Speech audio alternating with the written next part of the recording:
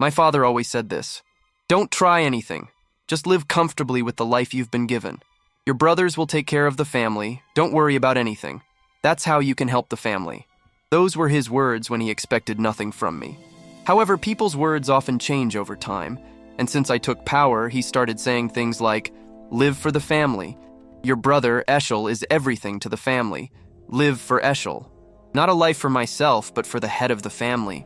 For Eshel Vert, the eldest son and heir of the family. This simply meant staying close like a shadow, supporting him in every way possible so that he could succeed. Someone else once said something similar, claiming that a life dedicated to serving others was the most futile thing that existed. But that's exactly what I did. And through that, I helped him achieve everything he had started: the fight for the imperial throne, the suppression of the demon army, the war for continental unification, and much more.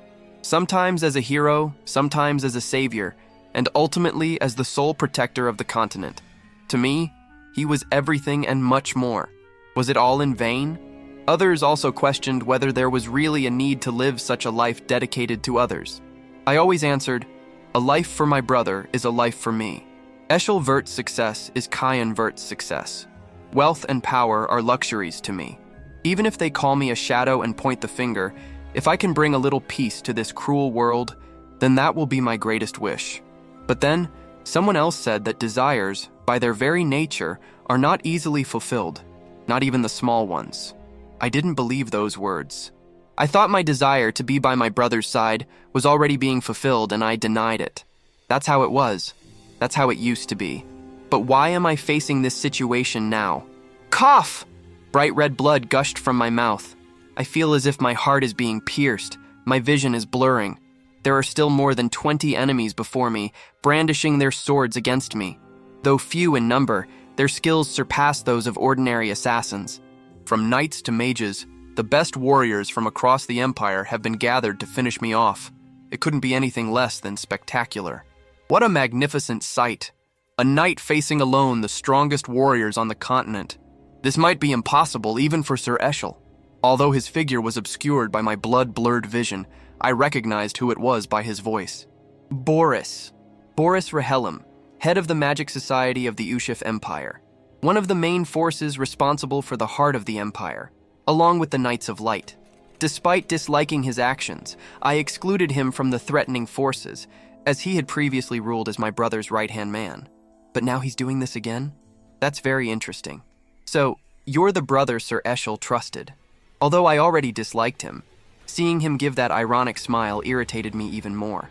Regardless of what happens, should I simply play my trump card and escape? If you're thinking of using tricks to escape, forget it. There's a 9th level magic barrier here. Using it will only deplete your already limited life force.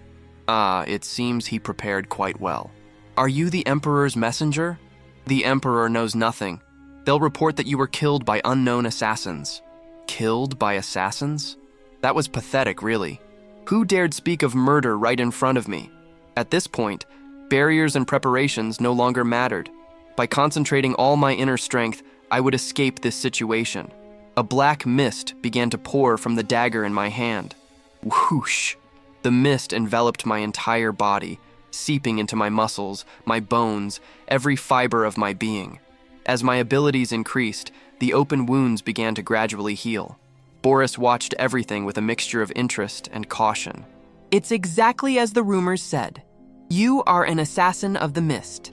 Now that we've reached this point, I must inform His Majesty that I have discovered your connection with the heretics, and that I have dealt with the matter. Sure, go ahead and try, I replied. Only if you still have a mouth to speak after that, but I can guarantee you won't have any teeth left after I'm done with you. The pent-up anger was about to overflow. When had been the last time I felt such fury? First, I would eliminate each of these traitors around me. Then I would go to my brother to report the current situation and decide our next steps. That's enough, Cyan. A firm yet gentle voice dispelled all the tension around us. I knew that voice better than any other. But why was he there? Even with my vision blurred by blood, his presence was impossible to ignore. Eshel? I murmured. He approached with firm steps, holding in one hand the sacred sword, blessed by the gods. My superior, the commander of the Knights of Light, the guardian of the continent, the hero whom all revered, Eshel Vert. But why was he here? The surrounding horsemen made way for him to pass, and I, though I wanted to, couldn't move a single muscle until he stopped in front of me. The anger that had previously burned inside me began to transform into a slow, deep despair. "You must be confused as to why I'm here, Cyan," he said. "You've fulfilled your duty admirably all this time. For your family, for your people, for your nation, and for me. It's time to shed these burdens." What nonsense was that? To rid me of my burdens? Wasn't that just a fancy way of saying he was going to kill me? Why? What had I done wrong? For 20 years I walked this path tirelessly. I never acted out of selfishness. I was always behind him like a shadow, achieving everything for him, because of him. And now he wanted to kill me? Not even when Boris appeared had I felt so betrayed. The moment I realized the depth of that betrayal, an indescribable fury took hold of me. What did I do wrong? Wrong? He raised an eyebrow, almost indignant. You know better than anyone, don't you? Humans kill each other for a piece of bread they hide from one another. Haven't you hidden in places where you shouldn't have? Haven't you kept secrets from all of us? You're certainly not feigning innocence. My teeth gnashed. Blood trickled from the corners of my mouth, mixed with anger and injustice. Hide it? Had I ever hurt him? In the end, was everything I did just used as a tool? So that was it. It didn't matter what I had done. Only the fear mattered. They were afraid. Afraid of the unknown killer who maintained the peace of the world.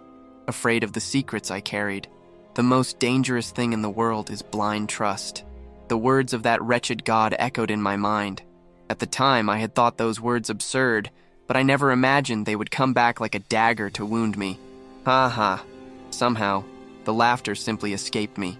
It was laughable, truly laughable to think that I had been so cowardly, believing in my brother with all my heart and dedicating absolutely everything to him. Even the damned souls of hell would have laughed at me. "Why are you laughing?" he asked. "How funny," I replied, feeling the sarcasm dripping from every syllable. "The world's greatest hero trying to kill his own little brother because he's scared. Isn't that hilarious?" A flicker of pity shone in his eyes. "How pathetic. You're nothing but a vile murderer. I can't even call you human.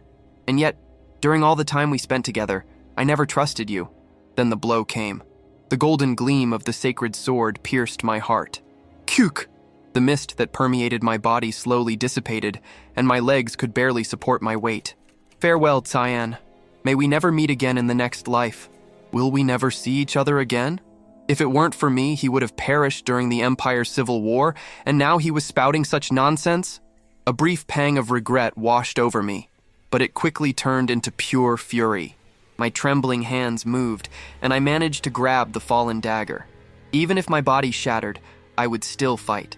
I would gather every remaining particle of mana to unleash my ultimate technique. Just once. I only needed one single chance. If I struck someone to the point of no return, someone whose resurrection was impossible, within my blurred vision, I saw the sacred sword descending once more.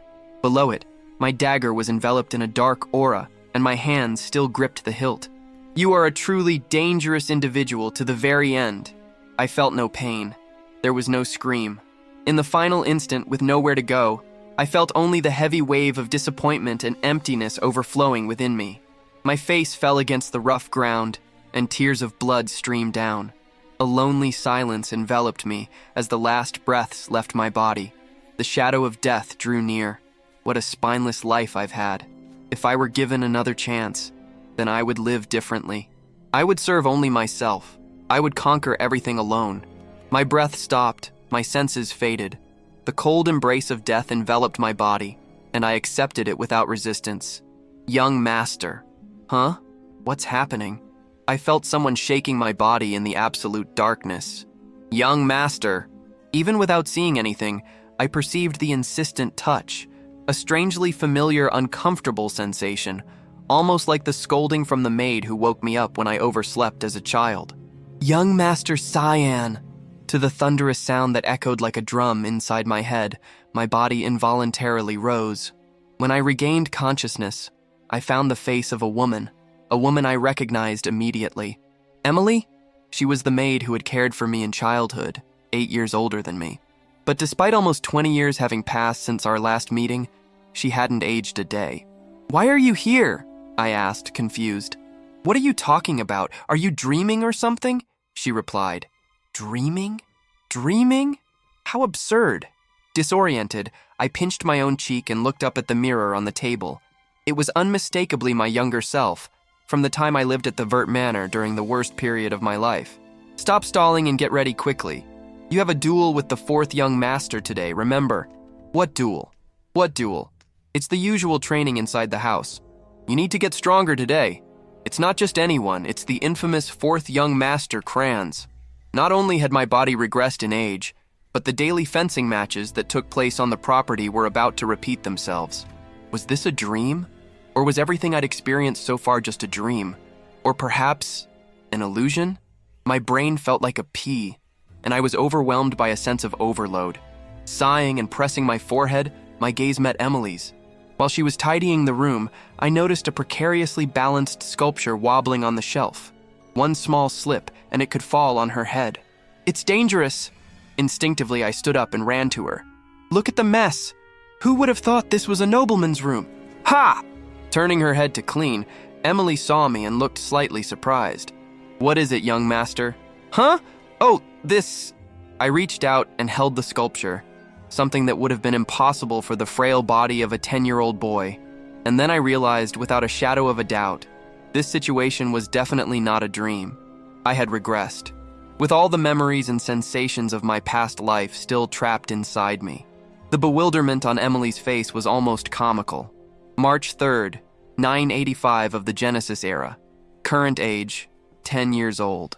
I regressed exactly 27 years into the past, to the moment before my betrayal. I imagined I had gone back in time, but it was still incredibly disconcerting. Traveling through time. I'd never heard of magic like that, nor did I imagine it was possible. In novels, they call it regression, right? Or perhaps, to be honest, I'm just a delusional lunatic. Even so, I needed to confirm my situation clearly. Some checks were necessary.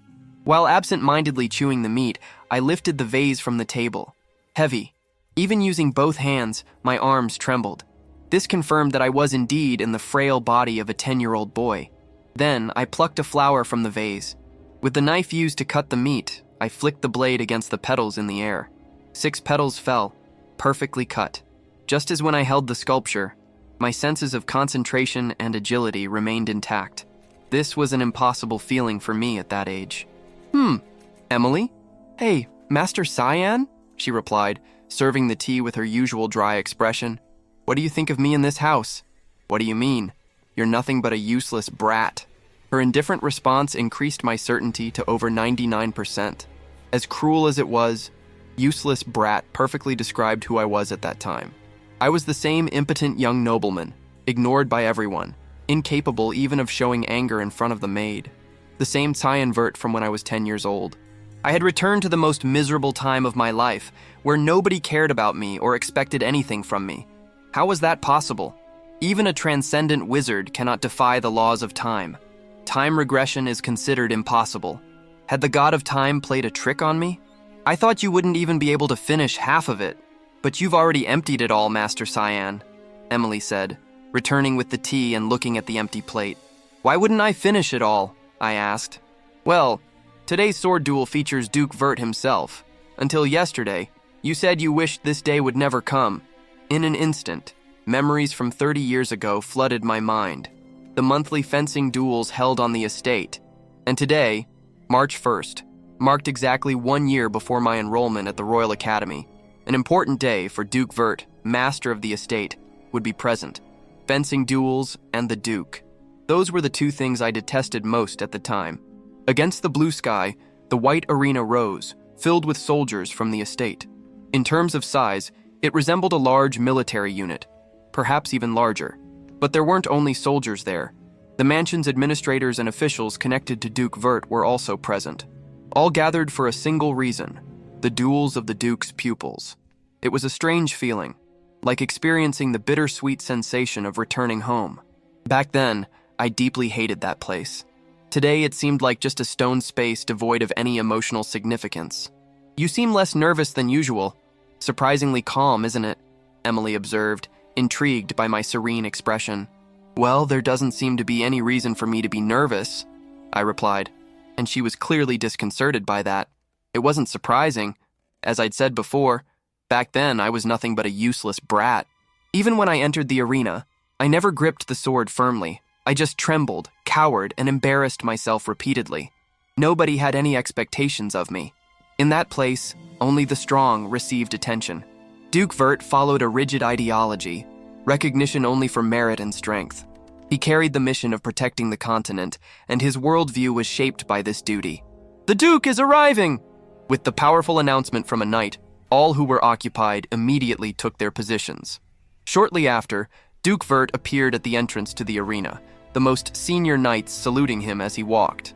The Duke, in all his imposing stature, sat down calmly, displaying an impressive physique for someone about to turn 50. "Let's begin immediately." There was no need for unnecessary ceremony. Following his order, the golden-haired boy who accompanied him entered the center of the arena. Cyan Vert, the Duke's fourth son, the same age as me, but of course from a different mother. Upon seeing it, I rose as well. "The sword, Master Cyan," Emily said, offering me the blade. It was a fine sword adorned with blue jewels. All of the Duke's pupils received their swords at the age of 7, a symbol of the beginning of their strength to protect themselves and the world. Ironically, until now, I had never used mine properly. "Wouldn't surrendering be a better option?" Emily asked, always sarcastic. "Surrender? How about winning?" I retorted. "Don't get hurt." She expressed concern, and I replied with a slight smile. With that, I advanced to the center of the arena. When Cyan and I approached within 3 paces, we were instructed to bow. As we bowed, I heard his voice, heavy with contempt, say, "So you finally mustered the courage to come?" I looked up to see his face, filled with malicious scorn. To him, I was nothing more than a stepping stone to exalt his own superiority. The difference between us was defined from birth. He, the son of a respected noblewoman. I, the son of someone whose identity I didn't even know. He was born surrounded by support, including from his maternal family. Even the food he received was of superior quality. I wasn't envious of that. I thought it was natural, and only now did I realize how foolish I had been to think that way. But despite us being just 10-year-old boys dueling, for the Verts, this event held immense weight. In a year, we would be going to the Royal Academy, and at this crucial moment, the Patriarch watched attentively to determine who was worthy of his attention. If he failed in today's duel, he would be completely ignored by the Duke, something everyone on the estate understood perfectly. In my past life, I had lost that duel, miserably. It was so shameful it could hardly be called a battle. But that hadn't changed anything. No one expected me to win. It was absolutely impossible for the useless brat I was to defeat Cyan, who had received impeccable education and training from a young age. Wasn't it obvious? My defeat had always been expected, and that's why no one was ever surprised. But after that duel, my father called me and said only one thing: don't do anything. What was he implying? It meant that, since I had no value in his eyes, I shouldn't even try. Parents giving up on their own children. But that was the Vert family's domain. Nobility, dignity, paternal kindness, they were nothing more than empty appearances. Only the strong children, those who defended the family's ideology, survived. I discreetly raised my head and surveyed the arena. More than 100 spectators were watching Cyan and me. None of them believed I could win. When I shifted my gaze, my eyes briefly met the Duke's. It was quick, almost imperceptible. But there it was. Expectation. Despite everyone believing in my defeat, he still expected me to show something. In my past life, I completely destroyed that expectation. But today, an involuntary smile spread across my lips the moment the drum signaled the start of the duel. Cyan drew his sword and pointed it at me. Calmly, I drew mine. The sunlight reflected off the bluish blade, which now felt light and completely familiar in my hands. As soon as the duel began, Cyan advanced swiftly. He seemed completely confident that he didn't need to be careful when facing me. I remained motionless, observing his approach with perfect clarity. His arrogant smile widened as he noticed my relaxed posture. He raised his sword to deflect mine, relying on his own strength and momentum. The trajectory was so predictable, so slow, that it almost bordered on the ridiculous. Instead of blocking, I simply took a step back. Cyan, surprised to have missed his target, lost his balance for a moment. A perfect opening. I seized the moment and struck his sword, knocking it from his hand and sending it crashing to the ground. He stood there stunned, staring at the fallen weapon as if his soul had escaped along with it. I stepped forward and struck his groin with a precise kick. He immediately fell to his knees, his hands clutching the wound, without even considering retrieving his sword. The duel was over. All I had to do was bring the blade to his neck. But why did I hesitate? A strange emptiness awoke within me. It seemed insufficient. I wanted to crush him completely, to demonstrate the difference between us undeniably. The impulse turned into action. I struck the side of his head with my foot, hitting exactly the desired spot. The impact made him faint instantly. Kranz's body slumped, and fluids escaped from his mouth as he lay unconscious. He who was considered the Duke's hope now lay fallen before all. And I, Cyan Vert, the useless one whom everyone despised, stood firm, my sword pointed at his neck. A complete silence fell over the arena. The spectators seemed unable to breathe, trapped between shock and disbelief. Then, after a few seconds that seemed like an eternity, the duel official announced in a powerful voice, "Enclosed duel, winner, Cyan Vert." The confrontation that everyone expected to be one-sided, with Kranz winning effortlessly, had been completely reversed. Many thought I would give up without a fight, but what they witnessed was the absolute opposite. Me easily dodging, knocking Kranz to his knees, incapacitating him, and finishing the duel with my blade on top of him. Those without martial arts experience were perplexed, unable to comprehend what had just happened. But the looks on the faces of the experienced knights and trained warriors told a completely different story. When Kranz advanced with his sword, Cyan's foot moved with absolute precision, as if anticipating every detail of his opponent's movement. Losing his target, Kranz lost his balance, and Cyan seized the opening to subdue him with impeccable speed. None of that could be a coincidence. It required refined sensitivity, body control, and an exceptional level of concentration, something reminiscent of Duke Vert himself. Cyan Vert, the fifth and youngest son, the one who inherited the Vert bloodline, but who had never shown any talent or interest in martial arts. He had never been the center of attention since the day he was born, yet, however incompetent he was considered, there was always a spark of hope in his parents, a silent expectation that today's duel might reveal some hidden potential. But what had they just seen? With a single movement, Cyan subdued the fourth son. The Duke smiled. Even the youngest could show talent. Perhaps Cyan had only been hiding his abilities until now. If he completed his studies at the academy, he could very well become a respectable member of the family. It was like discovering a forgotten jewel under an unlit lantern. However, that smile soon turned into doubt. Cyan had delivered a cruel, utterly unnecessary blow. Even if it were justifiable as part of a total domination of his opponent, there was no need to act with such brutality against his own brother, especially when the fight was already decided. That behavior was unbecoming of a simple duel, much less against a 10-year-old child. The Duke's expression tightened with anguish. "Ilkin," he called. One of the guardian knights approached. "Did you call me, sir? I'm going to postpone the return. Inform the riders on the front line." The knight was surprised by the sudden order, but did not question it. He merely bowed and withdrew. The Duke remained watching Cyan intently. Cyan, indifferent to that look, simply handed the sword back to Emily and turned to leave. It was early afternoon with the sun at its peak. Although we were seated for lunch, there was something undeniably different in the air. The dishes were served in absurd quantities, as if they wanted to overload a single person with too much food. Did that really look like a single portion? Well, the food was one issue. The stranger thing was something else. "What is all this, Emily?" I asked. "I don't know either. I haven't heard anything about preparing a special meal today." The servants of the mansion, those who normally didn't even acknowledge my existence, were all gathered in front of me, forming a line. Some of them were serving Kranz, not me. The maids who brought the dishes watched me in an almost encouraging way, as if they expected me to taste everything.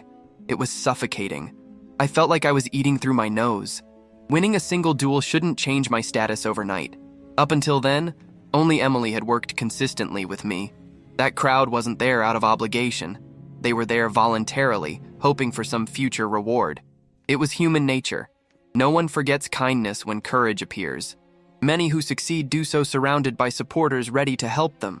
Among nobles, this is even more common. When a young man excels, he tends to reciprocate to the maids and nannies who raised him. But that was already excessive.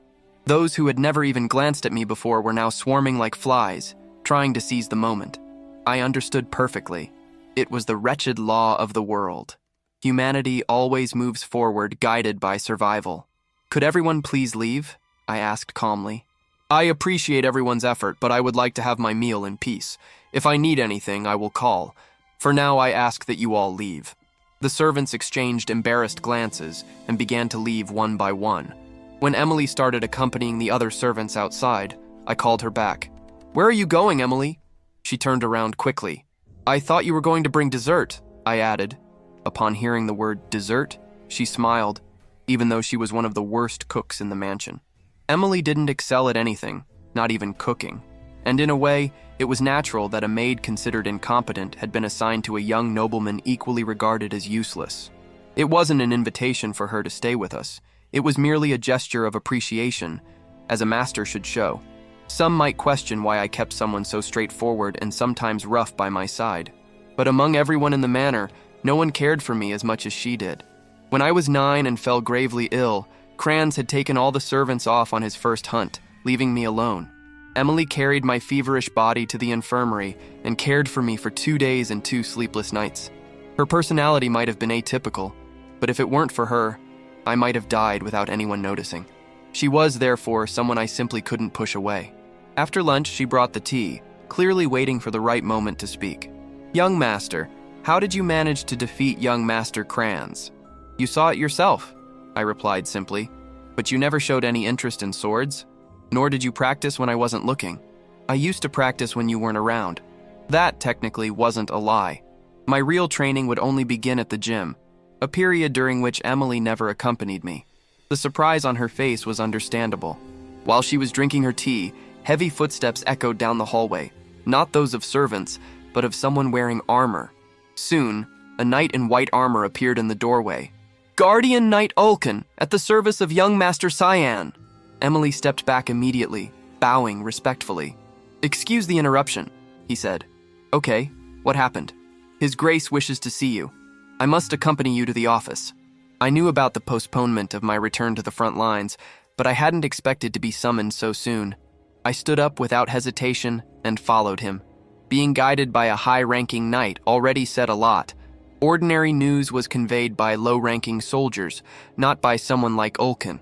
The mere fact that he was there made it clear that my value within the mansion had changed since the duel. Servants bowed their heads as we passed. Even though it was a short walk to the office, I walked protected by someone whose presence warded off any possibility of interruption. Young teacher, Emily called from behind us, gesturing toward the corridor ahead. A group of people approached with firm steps and solemn posture. Margarita Erzeth, the Duchess and mother of Kranz, the one I had defeated earlier, was walking towards us. Judging by her direction, she seemed to have come directly from the Duke's office. She was certainly there to find out about her son's condition. When she saw me, she frowned as if it were the most natural thing in the world. I walked over to her without hesitation. Is Kranz okay? I asked. Her displeasure was evident. And even knowing the countless cruelties Kranz had committed against me, it only took me a moment to realize she was simply looking for a reason to attack. I could understand a certain resentment.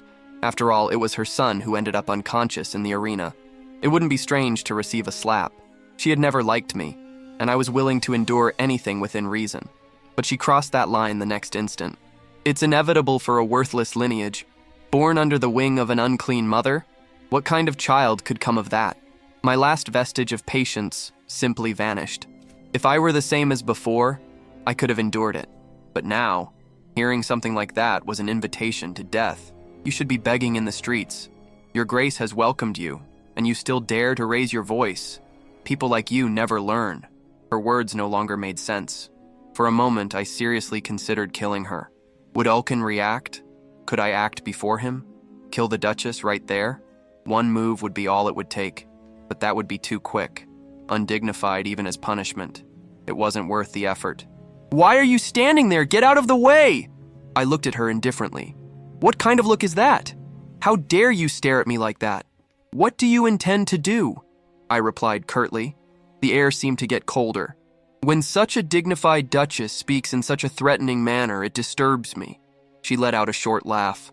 And why should I care what you feel? I should, I retorted. Do you really understand what I could do to Kranz? Her eyes wavered. Wouldn't it be wise to ensure that he at least arrives at the gym in one piece? I continued. My wry smile sent a shudder down his face. I wasn't bluffing. Even if I broke Kranz's arm or leg, he wouldn't die, and the Duke wouldn't punish me severely for it. You insolent wretch, you disgusting creature. And do you realize the position that repulsive creature is in right now? Please step aside. I need to see his grace. Not only her, but even her companions felt uncomfortable. It wasn't common for someone to order the owner of the mansion to make way. Enraged, the Duchess raised her hand to strike me. His palm never touched my face. It touched someone else's instead. Yulkin held her firmly. That's enough, madam. I was under the direct protection of a senior knight sent personally by the Duke. Not even the Duchess had received such an escort to the cabinet. This could only mean one thing. My position at the moment was close to that of the Duke himself. If anyone tried to harm me, even the Emperor, Ulkin would react. The Duchess, therefore, didn't stand a chance. Could you move out of the way? I asked calmly after letting go of her hand. I will not tolerate any more delays. Please, if you will, Duchess. Humiliated, she retreated. Her attendants pressed against the walls, making way for her. Send my regards to Kranz, I added, passing by her with a slight smile, as if nothing had happened. The Duchess simply watched me with silent hatred as I walked down the corridor, completely unconcerned. Duke William Vert, the Grand Duke who ruled the western territory of the Empire, Velius. More than just a nobleman, he was known to all as the Guardian of the Continent, a hero capable of containing demonic invasions thanks to his magical abilities and diplomacy. Many believed that if it weren't for him, the continent would have succumbed to the demons long ago. But despite the glory, the life of a hero was, paradoxically, the most miserable of all, always carrying the burden of protecting the entire world with a mortal body that could barely protect itself. And that man was my father. When I arrived at the office escorted by Ulkin, I let out a sigh without realizing it. The last time I'd seen him alive was almost 15 years ago, before he fell during the demon army's invasion. Knock on the door. A firm and dignified voice resounded from within.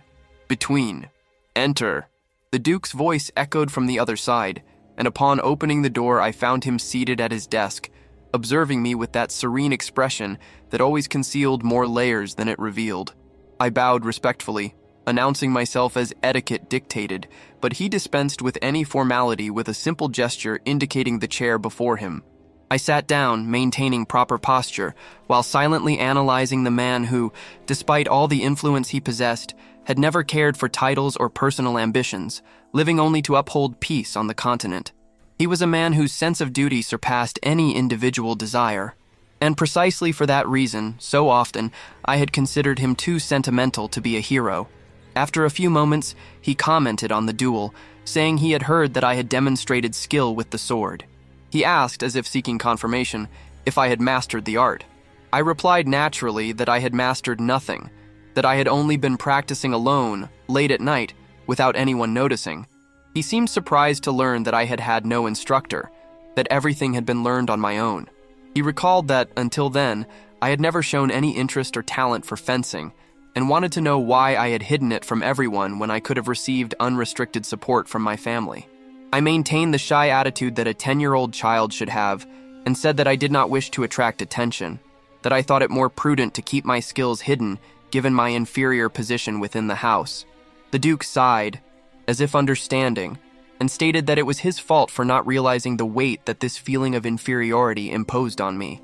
From that moment on, he guaranteed that I would have the right to train however I wanted, stating that he would provide instructors or even my entry into a suitable training center, and reinforcing that no one would dare to stop me or criticize me for it. I thanked him with the best childish facade I could muster. He then commented that, before the duel began, when I briefly met his gaze, he perceived something unexpected: confidence. He said he saw the certainty that I would defeat Kranz, and that I had clearly demonstrated this confidence. But then his mood changed, and the atmosphere became rigid. He commented that my actions after the victory had been excessive, that proceeding with violence when the outcome was already decided was unnecessary, and he wanted to know why I did it. I looked directly at him and replied with the calculated frankness that the situation demanded. I felt something was missing. I explained that if I simply pointed my sword at Kranz, he would never accept defeat, as his inflated pride would prevent him. And without acceptance, a duel loses its meaning. Dueling means establishing superiority, but this superiority is only complete when the defeated party acknowledges it. I continued, saying that I wanted to ensure that Kranz truly submitted, because otherwise, his humiliation, resentment, and future refusals would only prolong a pointless cycle. The Duke watched me for a long time, running his fingers through his beard, absorbing every detail of what I had said. He knew his son's pride well, a pride nurtured since birth, shaped by suffocating expectations, and he certainly recognized the truth in my words. When he understood my intentions, he questioned whether I truly sought Kranz's submission. I calmly confirmed, declaring that, even as my blood brother, I needed him to bow. My maturity and coldness didn't match my age, but the Duke wasn't someone who cared about such trivial details as childish innocence. On the contrary, his reaction made that clear. A smile blossomed on his face. He stated that I had perfectly understood the purpose of a duel, that sentimental feelings like familial affection shouldn't interfere, and that my calculated cruelty drew attention in a very positive way. He said, satisfied, that I would be a valuable ally to Ashel. Ashel's name echoed like an invisible blow within me, awakening an old bitterness, but I maintained my composure. So, as part of the tradition, the Duke declared that he wished to offer me a reward for my performance in the duel and said I could ask for anything. This was a rare opportunity, far greater than I had anticipated. I needed to choose something that would give me real power, something that would prepare the ground for everything that would come in the future. I looked directly at him without hesitation, aware that every decision from that moment on would shape the life I had chosen to live, a life of my own. And then I said, I want to go to the front lines, Father. I returned to my exercises, focused on push-ups, feeling each muscle protest as if my 10-year-old body wanted to remind me of its limitations. Outside, a muffled sound echoed down the hallway, something like unusual movement. Emily, always too curious for her own good, frowned and commented that perhaps it was soldiers changing shifts, but the sound was too faint for that, too rushed, weight distributed with technique, not with armor. Even so, she went out to see what was happening while I continued training, enjoying the brief silence. A few minutes passed, and suddenly, quick footsteps appeared in the hallway. Firm, agile, rhythmic, not heavy like knights, nor light like maids. By the pattern, I could estimate accurately. About 1.70 meters tall, athletic build, trained posture, certainly not Emily. Nor was it the Duchess, since her steps always betrayed arrogance and high heels. This step was straightforward and familiar in a way that made my heart race even before the door opened. Then, with a sudden impulse, it flung open. Cyan! My composure crumbled when a young woman burst in like a bolt of lightning, without knocking, without hesitation. Her hair swayed with the abrupt movement, and as soon as I saw her face, I felt my world spin. Alice? Alice, is that you? She didn't even give me time to react. She charged forward like a storm, grabbed my shoulders, and shook me as if she wanted to rip the answer from within me. Have you gone mad? Is it true you asked to go to the front line? To Valius? I could barely speak, such was the force with which she shook me. Calm down, Alice. Let go of me for a second. A second? She pushed me lightly, irritated. I thought you were celebrating beating Kranz, but what's wrong with you? The front line, Cyan, do you know what that is? And as she spoke, I couldn't help but feel a warm wave run through me, the sight of her alive, real, just inches away. In my past life, she was taken from me so soon that I didn't even get to say goodbye. For her, only a year had passed. For me, decades. I was barely absorbing the sermon when Emily came running back, stopping at the door as if she'd seen a ghost. Mrs. Alice, when did you get here? I didn't even see you go by.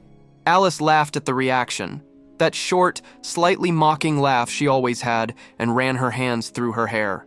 I just arrived, and I came straight here as soon as I heard the nonsense this stubborn guy is planning. Emily, all nervous, pointed at me as if I were a criminal about to escape. He's really gone mad. He's training until he drops. He says he's going to the front lines and... Emily! Alice raised a hand, asking for silence, and her eyes immediately returned to me, more intense, more attentive, full of feelings she tried to hide under irritation. She approached, knelt in front of me, and cupped my face in her hands, her expression divided between anger and concern. Cyan, Why do you want this so badly? I could have invented some childish excuse, I could have feigned ignorance, but in front of her, in front of someone I had lost once, I didn't have the courage to lie. Because I need to get stronger, I replied. Really? She blinked, surprised by the firmness, almost confused. Her eyes trembled for a moment, as if she had heard something she didn't expect. Then she stood slowly, crossing her arms, taking a deep breath. If you really want me to believe you haven't lost your mind, then you'll have to convince me, Cyan. Convince me how? I asked. She smiled, that same defiant smile, half mischievous, half serious, that I remembered from before everything fell apart. In the courtyard, now, you and me. If you really want to go to the front lines, prove your worth. And in that smile of hers, in that firm posture, I felt within me the spark that rekindled the silent vow I made on the day I was reborn. This time, I wouldn't lose anything, nor would she. She was the Duke's second daughter, and, along with the eldest, Ashel, considered one of the leaders of the next generation of our family. She was also the only person in the manor I, the useless one, could truly trust. And above all, the woman I most wanted to protect in my past life, even though I had failed miserably at it. When did you arrive at the manor? I asked, still stunned. Just now. It'll be even harder to go home after graduation, so I wanted to visit before then, she replied, as if it were trivial. Alice was now 17, about to graduate after 6 years at the Royal Academy. She was known to everyone, inside and outside the family, as the daughter of God, an absolute prodigy who obtained S grades in all subjects, from fencing to magic, from academic studies to hand-to-hand combat. Stunning beauty, monstrous talent, natural charisma, while I, her younger brother, was considered the complete antithesis of that, incompetent, irrelevant, invisible. And yet, in both my lives, she was the closest light I ever had. But she had never been interested in succession, power, or internal disputes. And yet, now she looked at me as if she were seeing something profoundly wrong. Cyan, why did you talk to Dad about going to the front lines? Did you really ask him to? It came out laden with disbelief. I did mention it, but how did you know about it? That doesn't matter, she retorted immediately, looking away. Her gaze met Emily peeking through the doorway, giving herself away completely with a stupid expression. Of course, the informant, that maid with absolutely no filter. I sighed inwardly.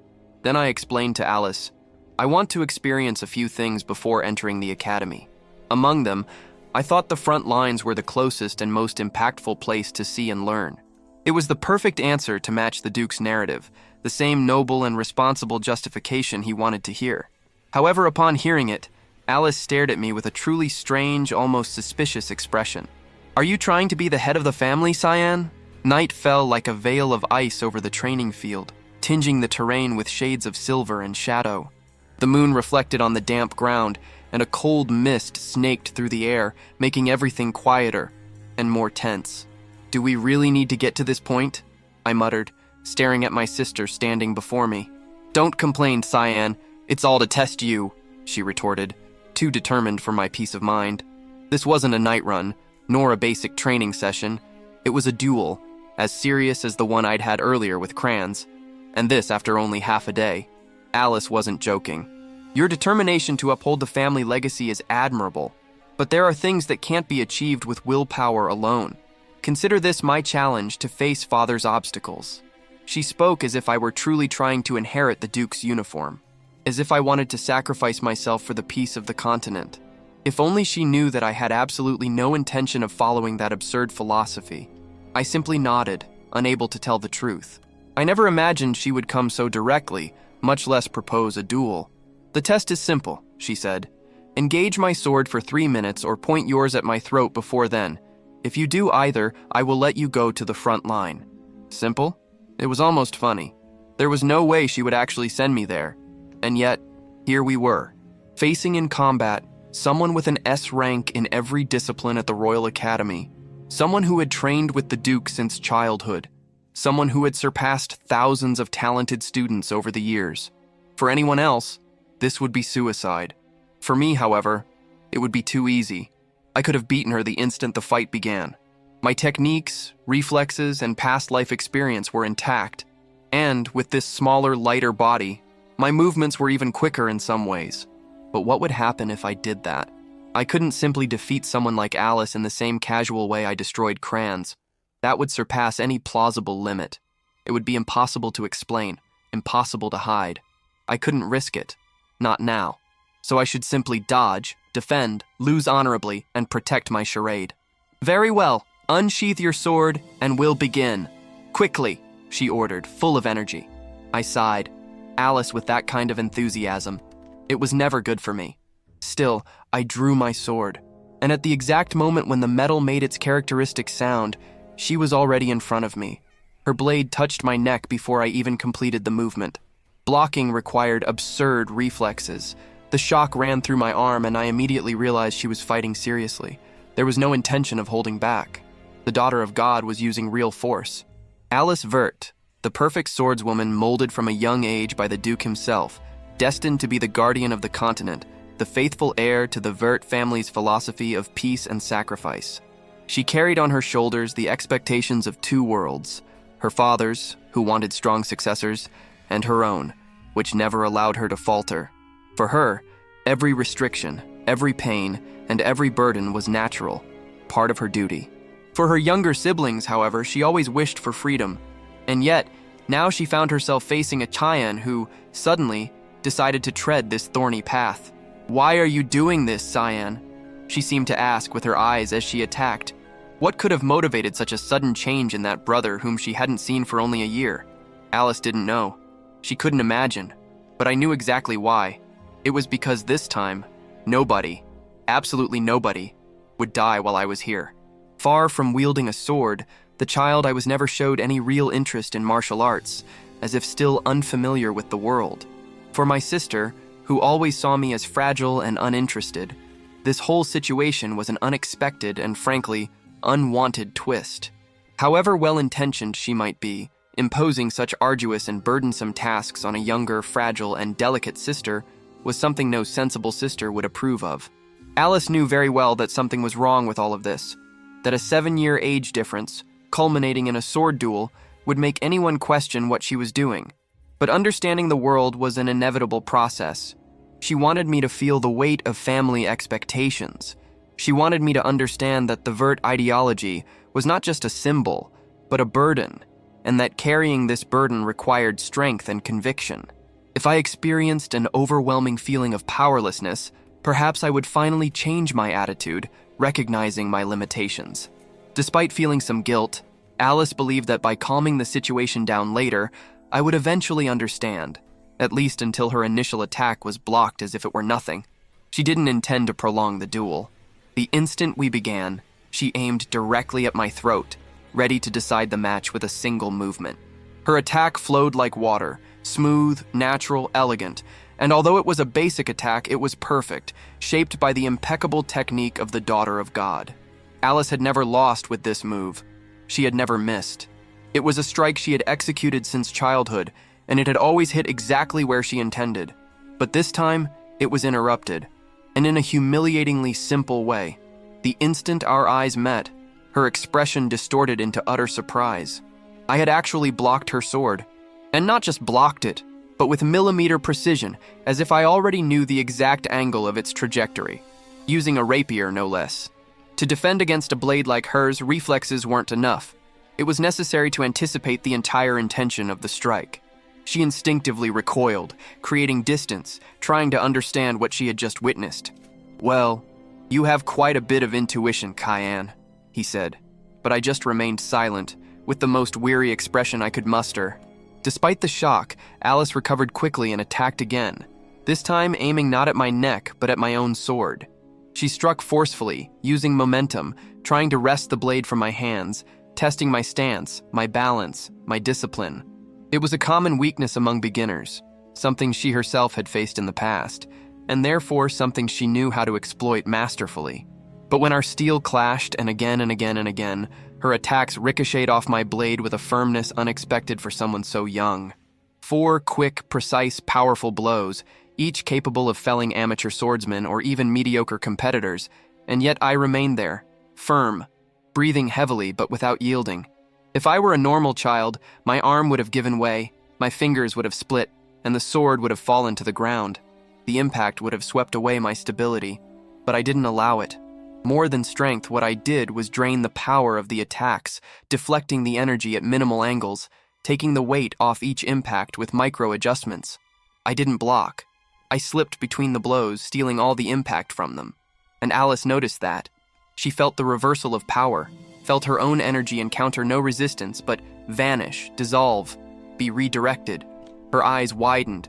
Her mind wavered. A 10-year-old child, her younger brother, had blocked sincere blows from someone nationally recognized as a prodigy, and that made something tremble inside her. Surprise, admiration, and a strange warmth in her chest. It wasn't just astonishment, it was pride, true pride. And at the same time, a long dormant instinct, the competitive, fierce, ruthless instinct, emerged forcefully. The desire to dominate him, to subdue him, to test how far he could go. Without thinking twice, Alice retreated again. But this time, she raised her sword, and a bluish aura began to envelop the blade. When was the last time I felt my body so strained in a confrontation without magical weapons involved? Perhaps 10 years ago, when I faced Resimus, the Supreme Sword. I don't know how my sister interprets this, but at this very moment, I'm controlling my strength to the limit, measuring every reaction, every angle, every thrust. In the 4 blows that followed her initial attack, I had more opportunities than I can count to end the fight instantly. If I wanted to, I could have placed my sword at her throat on the first clash. If I truly exerted myself, a single step and a precise strike would suffice. But I can't. I simply can't. Displaying that level of skill would be impossible to justify. It would be an irreparable mistake in this timeline. So I suppress my instincts even further, patiently enduring the pressure. If I just focus on dodging, I can last 3 minutes, maybe 4, maybe even more. But what is she trying to do now? The blue glow on her sword fooled no one. She was channeling mana in a duel against a 10-year-old child. It wasn't an exaggeration, it was absurd, it was dangerous, it was completely out of place.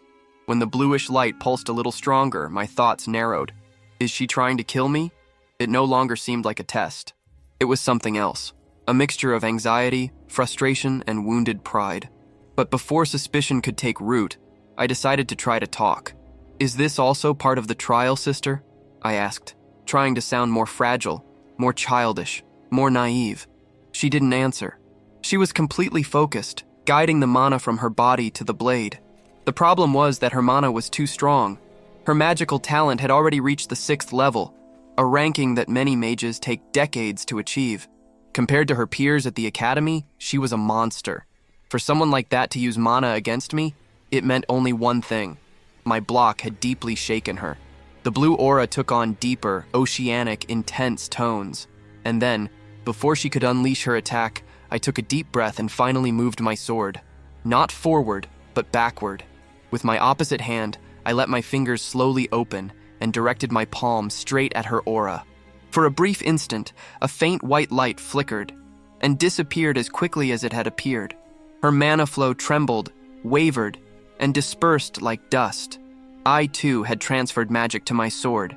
As soon as the transfer was confirmed, I advanced without hesitation, matching the absolute concentration my sister had on her sword. Her blade was already fully charged, the blue glow pulsing as if breathing. I knew that a single blow like that could hurl my body away, perhaps 100 paces or more, although none of that would actually happen if everything went as I predicted. The moment she brought her sword down in a diagonal strike, the blue aura exploded along with the movement, and I adjusted my rapier just enough to receive that devastating impact. The shock came, a dry rumble that vibrated through the air. And then mixed with the metallic sound, we heard a firm cry. Enough! At that same instant, a long silver sword appeared between us like lightning, intercepting the attack. The white armor adorned with golden lines gleamed in the moonlight, and the air shifted in density, as if it had been divided by the presence of someone accustomed to traversing battlefields. It was Ulcan. His blade completely absorbed Alice's aura, dissipating it into blue fragments that vanished into thin air. He stood firmly between us, his gaze as rigid as stone. You have crossed the line, miss. No matter who you are, I cannot allow this to continue. Alice took a step back, surprised and confused, not immediately understanding how a senior knight had appeared so suddenly. You Ulkin? She murmured, unable to hide her disbelief. But he continued sternly, pointing his sword at the ground with authority. Using mana against a 10-year-old child, miss, no matter what child it is. That could have resulted in something irreversible. My sister's expression changed suddenly, as if only then had she realized what she had done. Her eyes darted to Ulkin's face, then to the sword, and finally to me, and an immediate blush stained her cheeks. It was shame. What am I... Cyan! I'm so sorry. I must have completely lost my mind. And, in an impulse, she dropped her sword and pulled me into a tight hug, as if trying to repair in seconds what she had almost done. If it weren't for Ulkin, the situation would have become much more complicated.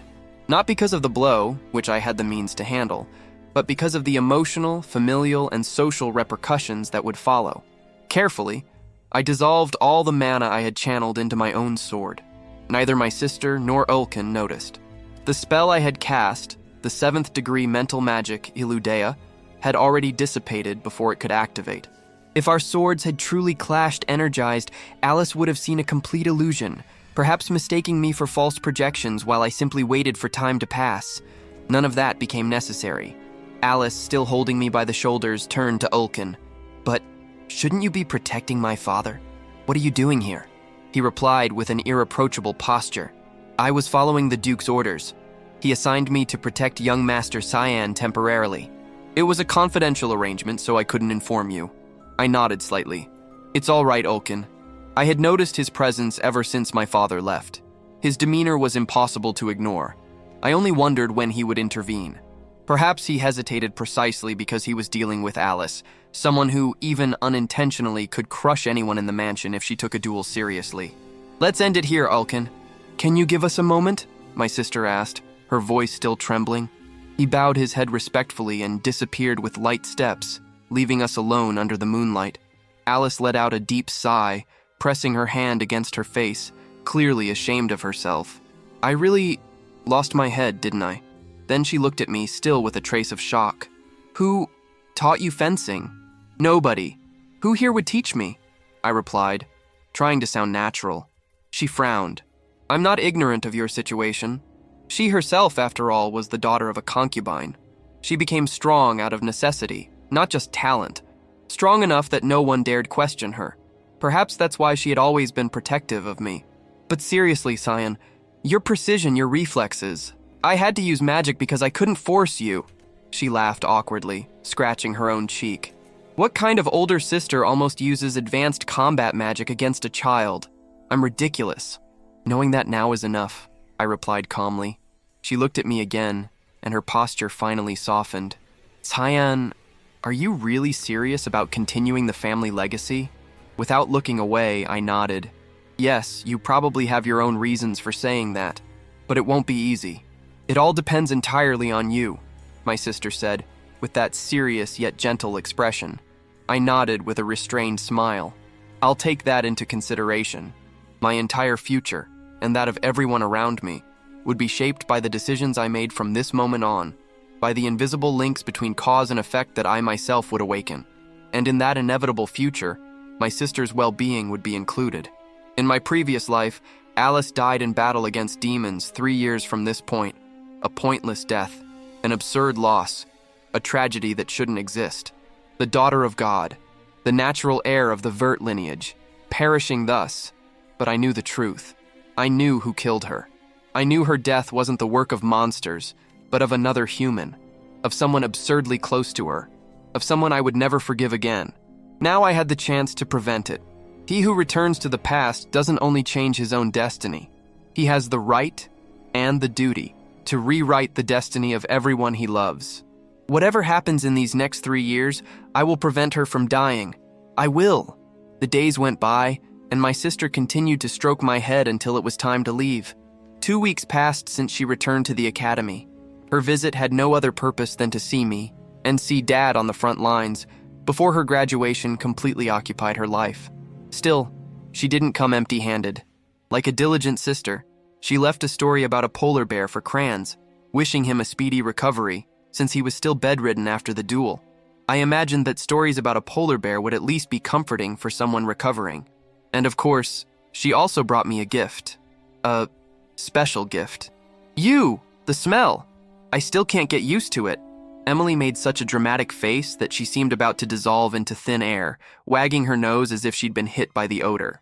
The dish before me emanated such an intense aroma that anyone with a delicate stomach would have already vomited. The murky liquid bubbled as if it were alive. To most people, this would never be considered food, but I ignored the smell, firmly gripped the spoon, and brought the contents to my mouth. "Young master, do you really find this delicious?" Emily asked, incredulous. "Do you think I'm eating this because it's delicious?" I replied impatiently. Emily paled, covering her mouth. "Although Lady Alice gave it to you as a gift, excuse me, young master, I'll be absent for a moment." And she ran off before I could even answer. I was left alone, and breathing deeply to control the discomfort, I began to swallow the contents with determination. The taste wasn't as bad as the smell. In fact, I've tasted worse things in my life. My sister's gift was blood. Pure blood of a hellhound, a demonic creature typical of the front lines of the Lamia Valley. Among the continent's myths, there's a belief that consuming the blood of demonic creatures strengthens the human body in an impressive way. And although the world treats this as superstition, there's truth behind it. I myself have lived this reality. Demons possess naturally superior physical capabilities to humans because they feed on demonic creatures, just as we eat meat, but on an absolutely incomparable scale.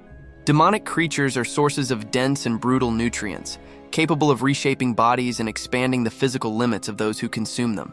Even small amounts can generate drastic changes. This is in fact the main reason why I want to go to the front lines. There, the blood, flesh, and essence of demonic creatures are abundant and accessible. To consume it, survive it, transform it into strength, it's the fastest path there is. That's how I grew in my previous life. It will be that way again. More than that, the world still hasn't taken this theory seriously. For them, it's just myth, superstition, exaggeration. For me, it's an unexplored blue ocean, and I'm the only one swimming in it. I held the spoon again, watching the dark liquid swirl. The smell was strong, the taste even more so.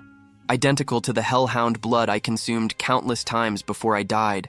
My sister, with her tendency to believe anything that claims to be good for the body, probably bought it with absolute sincerity, thinking it was helping. Initially, I thought she'd been deceived, but it soon became clear. It wasn't a fake. It wasn't a diluted product. It was the real ingredient, pure and unadulterated. This only raised another question. Who is selling demon blood on the black market? And how did I not realize this before? If there is a supplier, they must be connected to the front lines, and I will find out. I can't let this go. I rose from the table as soon as I finished my meal, determined. Emily appeared at that exact moment, almost as if summoned by the lingering smell of that demonic blood. "Where are you going, young master?" she asked, her voice still caught between worry and nausea. "Out for some fresh air. Are you going to the mountains again? If you want to practice fencing, wouldn't it be better to go to the training grounds?" "I'm just going for a quick workout. Prepare something refreshing for when I get back." Emily simply raised her hand in a wave that mixed obedience and resignation, bidding farewell while hoping that this time I would actually find something edible when I returned. I left the mansion, crossed the expansive yard, and took the trail that led to the mountains. I had been anxiously awaiting this moment for 2 weeks. During all that time, Yulkin had watched my every move, every training session, every breath, making it impossible for me to do what I truly needed to do. But today he was absent, away at his regular report at headquarters. This meant only one thing. Finally, there were no eyes on me. I couldn't waste this opportunity. After nearly an hour climbing the slope, I reached the plateau near the summit, a wide, silent, secluded spot. It had been my refuge since childhood, the only place where I could breathe while escaping the cold stares and venomous gossip inside the Vert mansion. Ironic to think that back then, I didn't even imagine the treasure buried right below this very spot. I closed my eyes and let my senses scan the surroundings. The mana of the air flowed naturally, but there was a point, a single point, where all the flow subtly converged. It was there, exactly where I knew I would be. I took 20 steps north, turned left, walked 10 steps, turned my body toward the 1 o'clock position, and took 2 large strides. Opening my eyes, I found only a smooth surface.